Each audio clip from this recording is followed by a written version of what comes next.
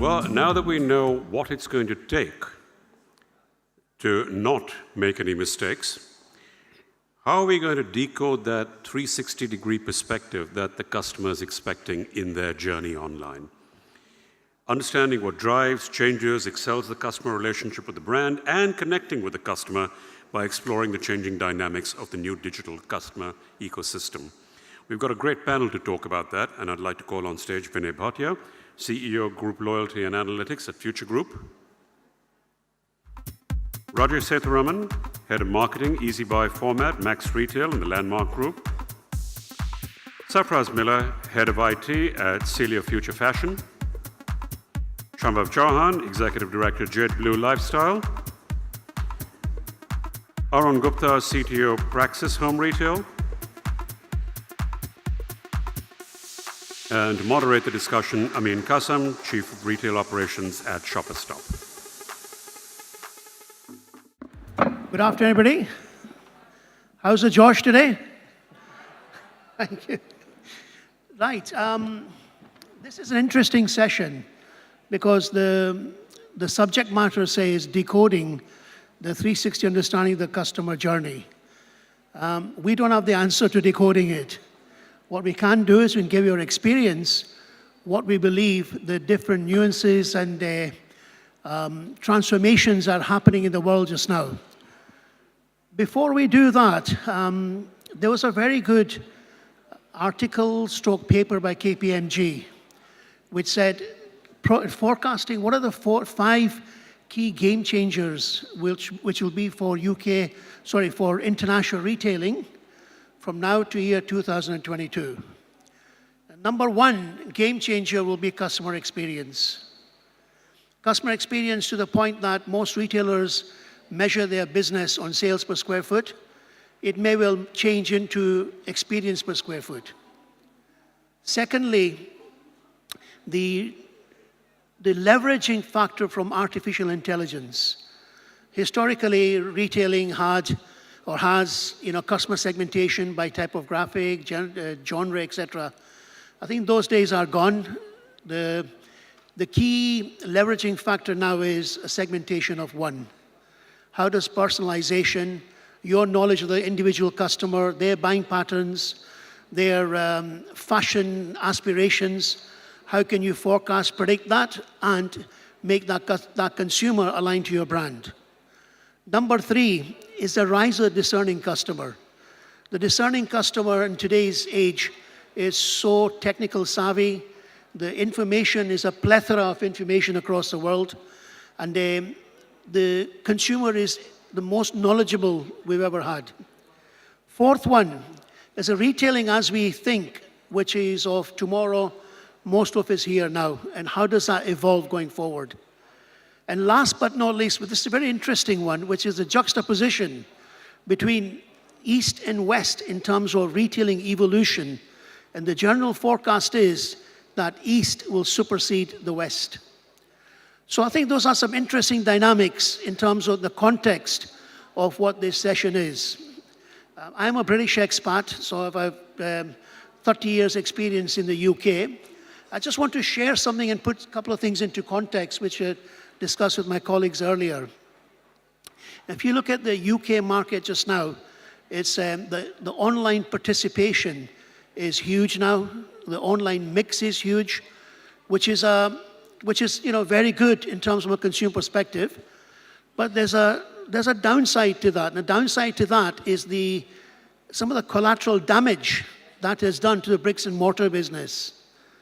And that, to me, is equally a factor we have to be cognizant of, which takes to the question is that in this digital transformation, digital journey, do we push the customer behavior change?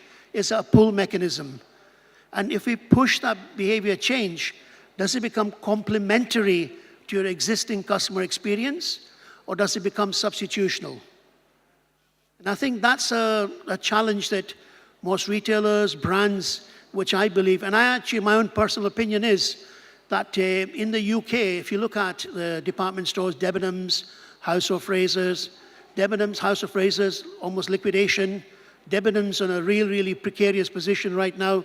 to a point of, cash running out. If you look at John Lewis, which is the most trusted and most highest integrity brand in the UK, if I look at retrospectively the last 3-4 years, their online growth is now in last 2 Christmases ago, which Christmas in the UK is the highest, like a Diwali of India, their online mix was 45% of their sales. Now that's a good thing, but the knock-on factor is that John Lewis are now going to reposition their brand and reposition how the stores are. So I see some of that coming to us in India. The other dynamic here is that there's distinctive nuances between the Indian consumer and the Western consumer. The Western consumer is tuned into self-selection when it comes to stores.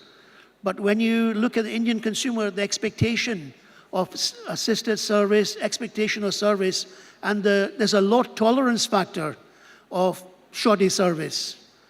So if you couple all that, and then you put into context of our customer, decoding the customer journey going forward, I think there's not one single dynamic and there's not one single answer to it. I think it's a journey, and sometimes it's a case of what you don't know is what you don't know.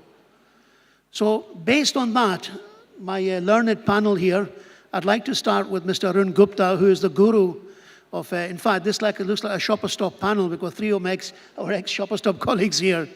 So Arun, if you can just kick off the session in terms of your experience and your rich experience, how do you see that customer journey evolving now, and what does the future look like? Thank you. Good evening, everyone.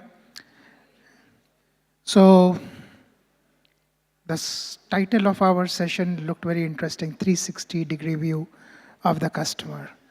And it's been one of those unicorns that everyone has been chasing for a long, long time. What is the 360 view of the customer? How do you draw out a 360-degree view of the customer? Is it only about the person's shopping behavior, or is it about other non-shopping behaviors also? Can you put all of them together?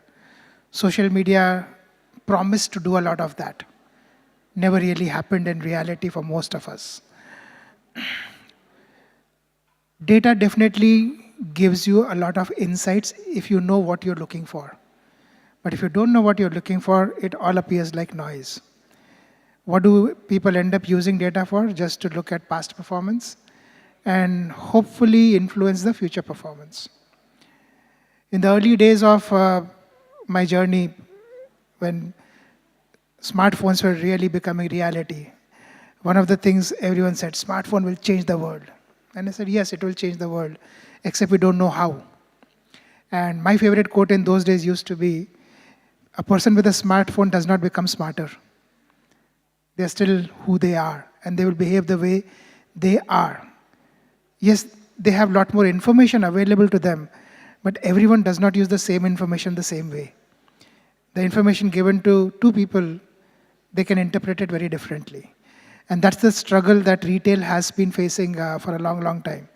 So coming to what do you look at when you start looking at the future, I guess it's all about offering the consumer an experience which is seamless. It doesn't matter where the customer comes from, whether she's on the mobile phone or on the internet or in the store or in a competition store or any channel for that matter. You have to be consistent. You have to be giving the same language, the same message, the same kind of feel that the brand stands for. And I think that is the journey that a lot of retailers have attempted. I guess not many success stories as yet out in the market. It's still early days. Omnichannel as a word was coined as early as 2008. But reality started coming in only in the last 2 years, where people have been able to connect back different channels. Thank you. And I'd like to ask Vinay Bhatia, CEO of Loyalty Analytics Future Group. Vinay, from your perspective, and obviously with your rich experience, currently the way you see the market, the retailing, the macro retailing market, where it's a highly discounted market, etc., how do you see this customer journey evolving? Thanks, Amin. I would say there is a big gap between reality and actual in Indian retail. You know, I shouldn't be saying this because I am part of the same mix. So I'll give you an example of couple of ghosts. Okay, it sounds better in Hindi. Bhoot. There are some bhoots in retail, myths. Okay, one of them I think Arun very nicely touched upon, and you know, me and Arun were together in 2008 when omni-channel was a big thing. And we were all convinced that omni-channel is the way forward and digital is going to completely transform everything. Yes, some of it has happened, but I think a lot of it, I mean, expectation was that 20% of our business will be online. I think most of the big retailers will have 1 or 2%, even with some difficulty, okay? And hence, and one of the reasons it didn't work is we always treated e-commerce as a separate department or a division. And I was jokingly telling Amin some of the struggles we used to have in even getting stocks, you know, offline versus online. We were already competing with our stores. I think today retailers are seeing it better. They see it as a hybrid, and they're not worried so much about buy online, pick in store, etc. You know, those were old concepts. We are seeing it as one whole, and it's phygital, which is physical plus digital. And I think that could be one way forward. I think the other big one in retail is, you know, people say they own the customer, right? I used to say it, I don't say it nowadays, but I used to say it a few years ago, that we own 6 million customers. This is our captive base. Reality is that in retail, customer is not owned by anyone or his father. Most customers, and I can show you data if you're interested, shop on a variety of formats. Customers don't look at this market as department stores, value stores. We tend to do it as marketeers. We say we are value business. Somebody says department store. Customer might be shopping at Lifestyle or Shoppers. He may also be shopping at Reliance Trends or Max, right, for that matter. And I think the game is how do you keep that customer attached to you without owning him? You're never going to own him. Very few customers buy 100% of their fashion from, maybe Jade Blue is an exception. Yeah, with Mr. Modi. If to be true, even today, it's not the scene. Not the 100% customers, they just stand to my store. Even they've got many of the breakouts and platforms where they switch over. Right. So, you know, just to keep them intact to my store, I have to put many efforts.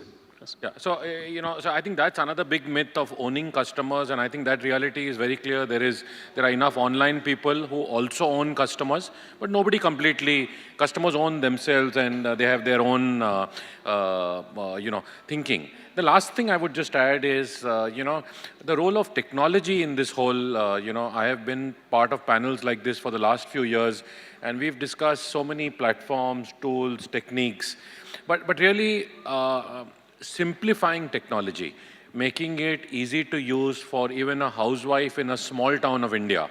Okay, I think that would be something which technology could really deliver on you know, for India as a market. Thank you, Vinay. The other one which I want to bring into is Sarfaraz from Cilio. From a brand perspective, you know, we're talking from a retailing, you know, multi-brand perspective. But from a brand perspective, how do you see this, and how do you see the customer journey? From a brand, see, I would say a customer, as Vinay very correctly said, you know, customers, you know, it's for a customer, any brand which gives him the you know, easiness of buy versus you know, the experience that they vouch for. So that's more of, and for us as a brand, we would like to give that experience to the customer at the end, where customer would want to come back to us, be it technology, be it product, be it the store experience. Right now we are not online, but then very shortly we will come online.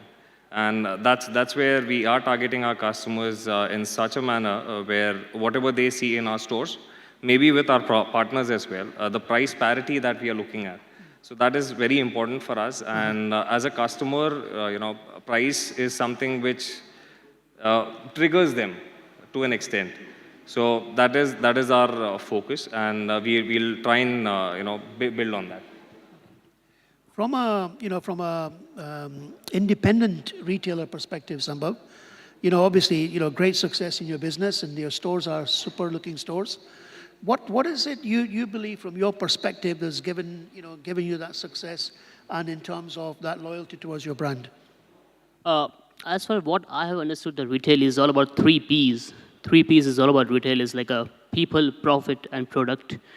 But nowadays, if we talk about retail, retail is all about experience. Yeah, the thing is, personally, what I believe, customer is no more loyal, but he's royal, and he definitely requires a royal treatment all the time. So it is always about not what sort of products you are offering, or not how smart salespeople you are having. It's all about what sort of experience you are giving to him. That makes the difference in the society. So if you, because of the online trends and offline trends, and there are so many things, if you want to sustain in the market today, and if you want to grow, say on the rate of 10% or 20% year by year, you have to keep bringing new entry to your store. Plus, you have to make sure that certain customers never leaves you. Loyalty has to be there at some point. So you, just to make them loyal to your store or to your brand, you have to not only offer the best product to him, you have to offer the entire combo of experience, and that makes the difference. That's personally I believe. Thank you. And Rajesh, from your perspective, especially with Landmark and Max, Easybuy, etc., how do you see that customer journey, that customer experience, and what are the emotional attachments that a brand can offer to the customer? So I guess India is adapting to the changing dynamics of how the customers are evolving. As per BCG, by financial year 20, which is next year, we will have 650 million people who are going to be online. And 25% of them are going to be influenced digital shoppers. With this, a lot of brands react differently. Some of them, decide, say that, let's go Omni and let's launch an e-commerce portal. I'll go to marketplaces. We'll do all sorts of things. But I guess for me, brands should take a step back and try to be part of the customer timeline than jumping into conclusions and start, selling online. I think I would say that utilize the information available from the customer to talk to them, interact with them, engage with them. And I would say that look at the evolving medium like digital as not purely an acquisition mode, but to engage with customers, start the journey, enable them discover the brand. And when you acquire customers like that, then they are there to stay. So I would say that that's the role brands need to look at and adapt to the changes which are happening currently. Okay, another question, and maybe the audience can also help with that, is that going forward, should we look at what is the experience for a female lady shopper going forward? What are the emotional triggers? What's the need for a female lady shopper? And versus a male shopper. I know that male shoppers are lazy shoppers, so you go in, make the kill, and get out the store. But from a genre perspective, is there any learnings that you can share with us in terms of should we look at curating that journey in a different manner, whether it's digitally? How do we use digitalization to curate that journey in a different manner? Because the emotional needs, the aspirational needs, the fashion aspirational needs are, I'm sure there's some distinct nuances between male and female shopping. So if I can either throw it open to the audience or my colleagues here. Any feedback or any views on it from the audience?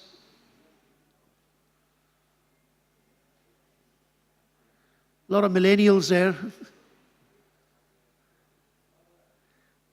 Maybe my colleagues. He doesn't do me. Sorry, one lady there, please.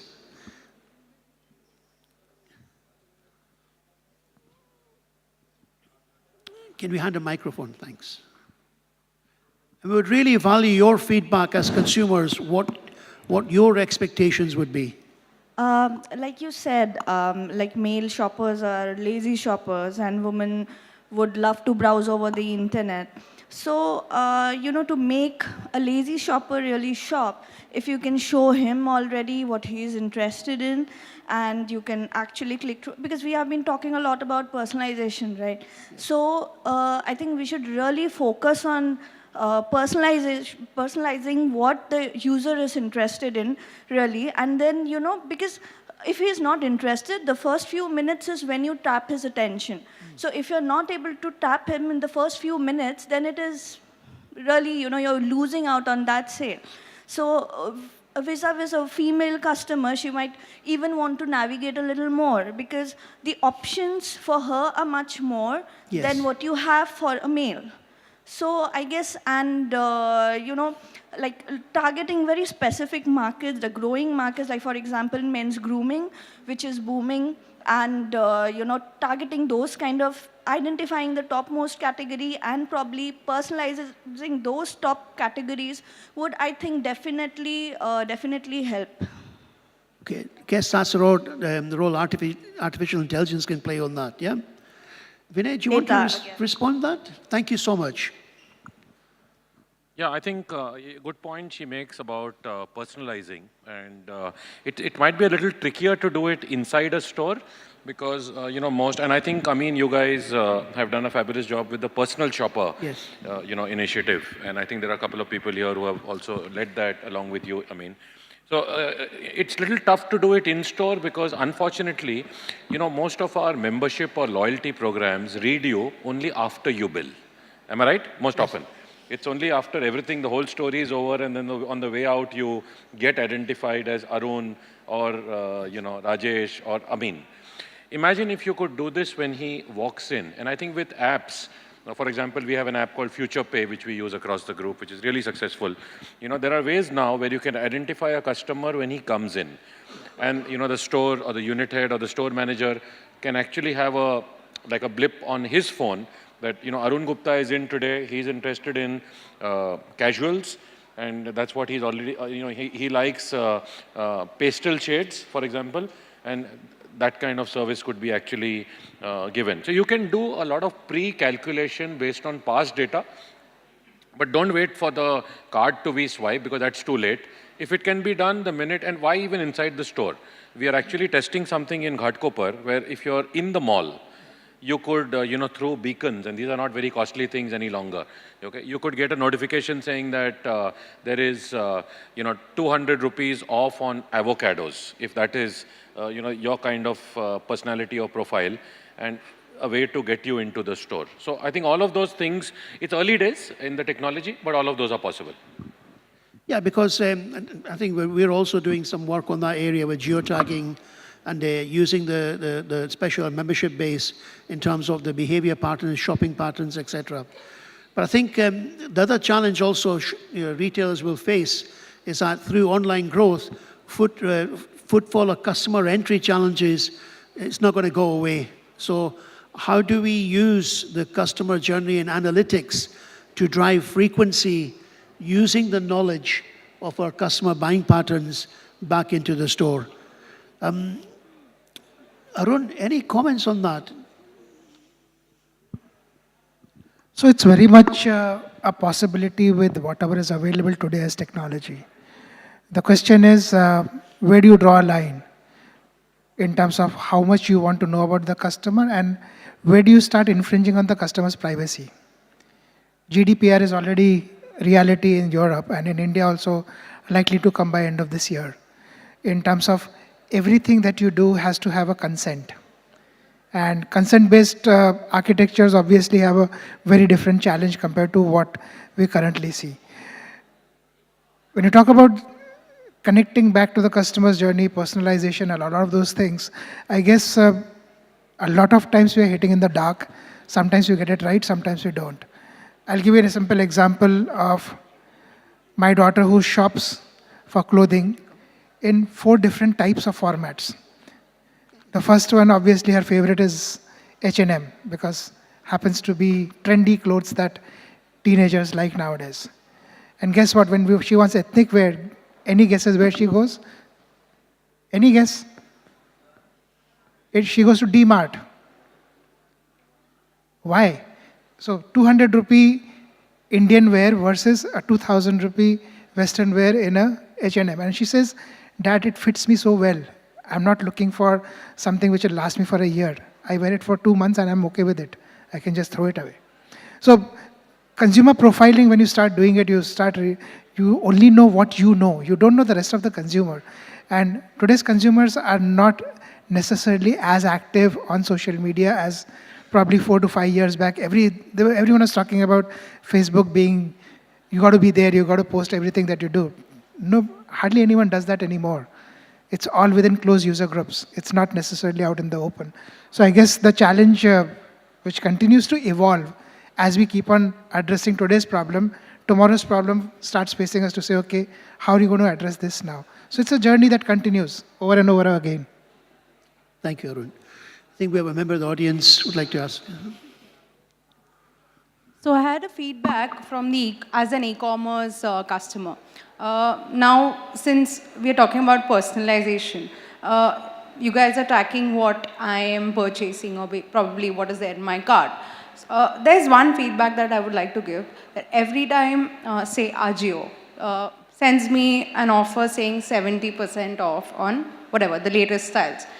Each time I get this message, I land on the same page, which, I mean, I would like to see a new set of products every time I click.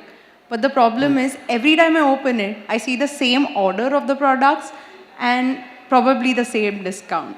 That doesn't compel me to buy, or rather doesn't, I don't feel like buying it anymore. It doesn't hold your interest. Yeah, and there's a lethargy that sets in because, obviously, I've been seeing it over and over again. So this is a feedback that I would like to give. I'll leave Arun to answer that question. So I guess it's all about how you design your technology solutions to give customer a sense of personalization. If that is done well, you will never land on the same page. So whoever brand you go to, typically they need to probably shift in a very different way to look at not buckets of consumers, but individual preferences. I'll just add to that. Please, I mean, yes. yeah, I think it's the mindset issue. I think you mentioned Agio as the brand, right? Many brands which will have that. There are brands in India which come from a brick and mortar mindset, and I think many of us might also represent that reality. And for us, this step in .com, this step of discovery, what they call, where you have browsing history of every customer. In offline world, we don't have it, right? Even though we put cameras, you can't have that kind of we only know what you eventually bought. So I think sometimes this is also, it's not that the tools, like Arun said, tools are available to personalize it to any level, but maybe the mindset is what is sometimes missing. And unless we crack that mindset, we are not going to move towards a digital to physical hybrid.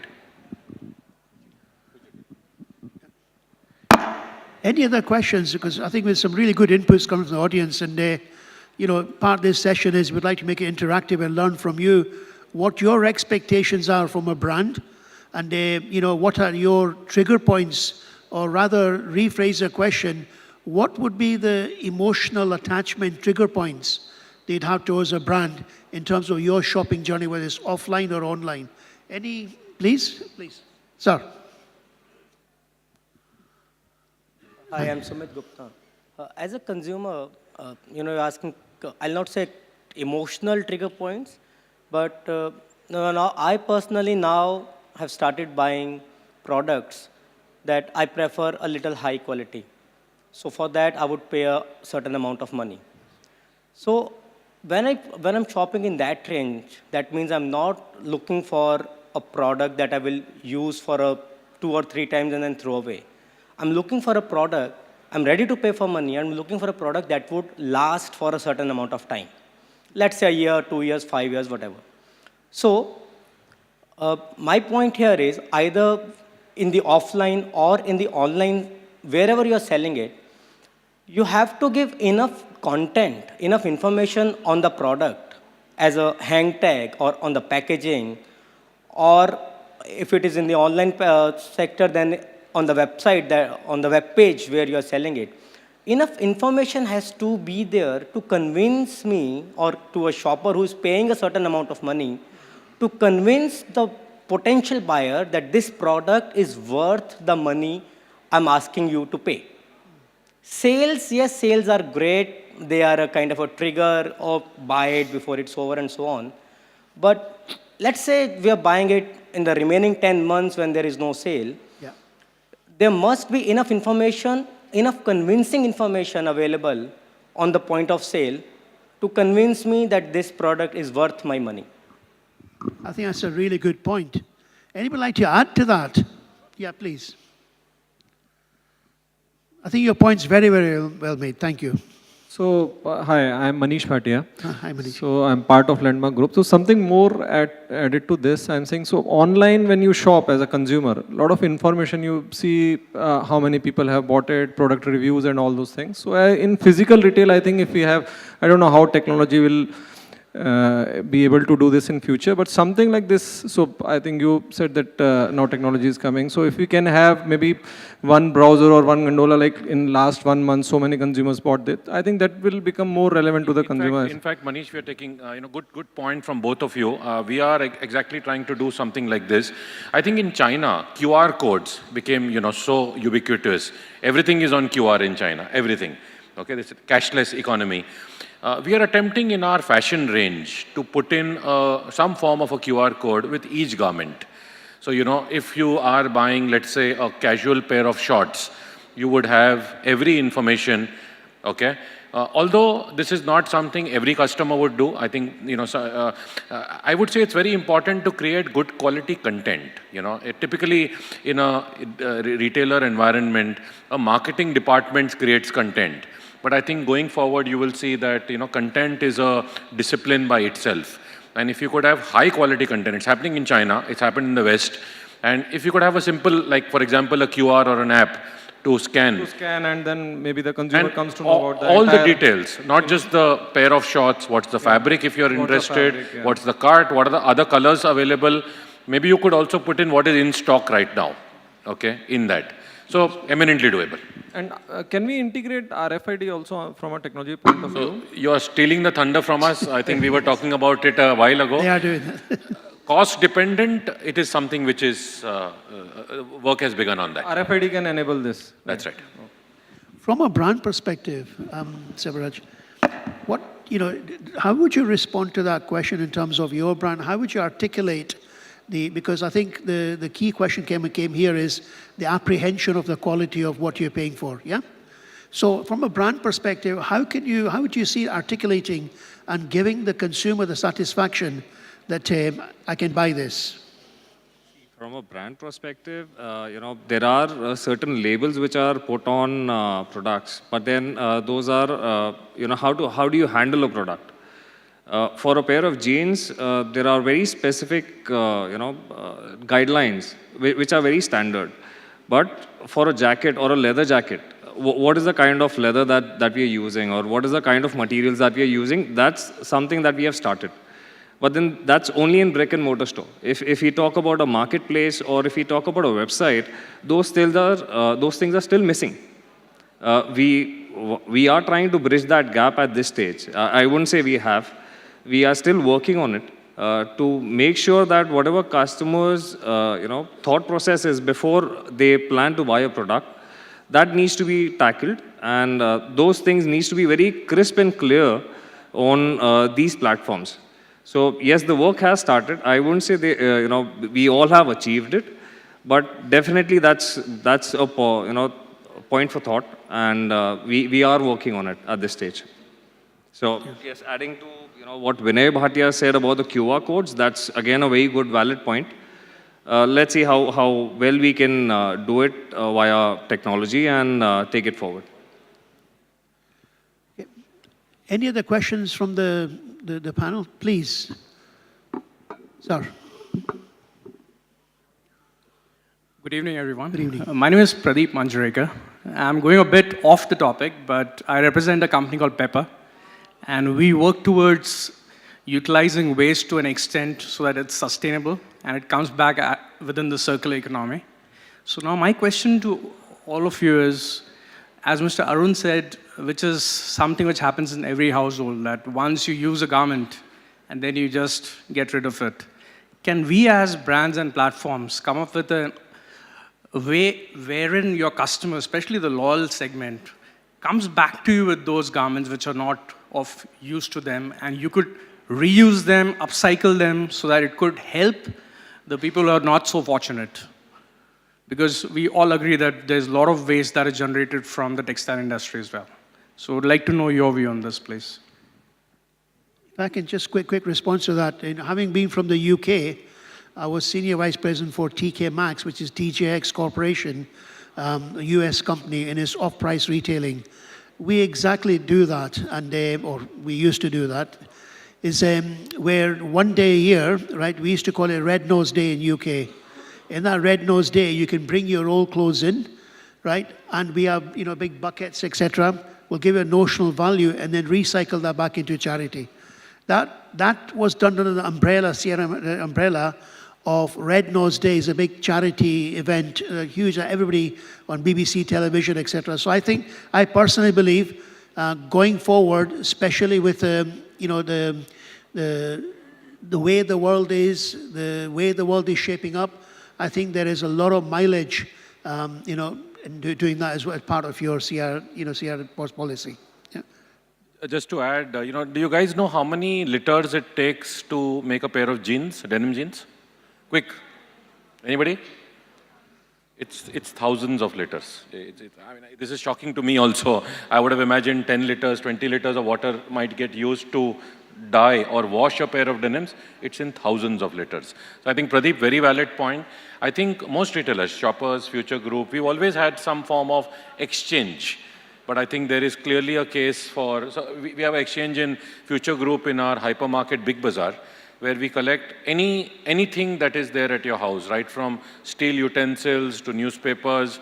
You can bring it back and we will give you something on your new shopping. And you'll be surprised that clothes is the single largest product that we collect in these exchanges. And that, then we tie up with an NGO and that, but it's important, we'll have to look at the value chain because, you might conclude that the effort taken to cart this is more than giving something new. But good point. I think sustainability as a moral conscience of a brand has to play a part, in the ever-changing world. So, any more questions before I wrap up the session? Please, absolutely, sir. So I'd just like to share, I guess, a case study going on what Vinay said. It's really not about the technology when you're in store. It's about the content. It's about what you share with the customer. And I find a lot of businesses now are spending a lot of time on content creation for their online space, but not for their brick and mortar. And one of the examples that we have, and as a business we do in-store media, in-store radio, in-store television, with a food and grocery customer that was just putting up screens and running the same ads for products that were running on television, they found they weren't effective at all. So we took that down. Instead of a 50-inch screen, we brought it down to an 8-inch tablet right next to the product. And you had a 1-minute recipe with what you could do with a new product launch. You could click and say, okay, give me more information about the product, give me the recipe, all of that. And that actually drove sales. And it was about the content, not about the technology. No, point very well made. Thank you. Anything to add on that? He's completely with you there. I think the .com guys do this, much because they've traditionally had that extra amount of data. I think they call it ad tech, where they serve, the ad to the right customer using data. But I think it's coming in offline. You'll see a lot of initiatives from our group on this space, and I think from the others too. I think one thing which we use very effectively is sampling. So if you've been to a store of ours called Food Hall, which is the gourmet, it's about romanticizing food. The way these guys, when they make you try a product, you literally end up buying it. Beyond any screen or any, actually trying guacamole made with avocados. We charge a ton of money for it, but works very well for us. Okay. Final words, Arun, before we sum up? I guess in conventional wisdom, we end up putting technology in front of every problem and fall flat most of the time. I guess we have to have horses for courses, and Don't always think about the next buzzword will come and solve your problems of profitability or customer conversions and those kind of things. That has to happen from the business, whether it's online or offline or a combination. It is all about focusing on the consumer and ensuring you are delivering to her what she wants. I would say that technology has made every one of us global citizens living in our own catchments and cities and towns. So brands should consciously not categorize people and put them into tiers or buckets or segments, and we should leave the choice to the customers and create the ecosystem with the customers and maybe not decide for the customers. I think that's the big difference we as brands need to step into.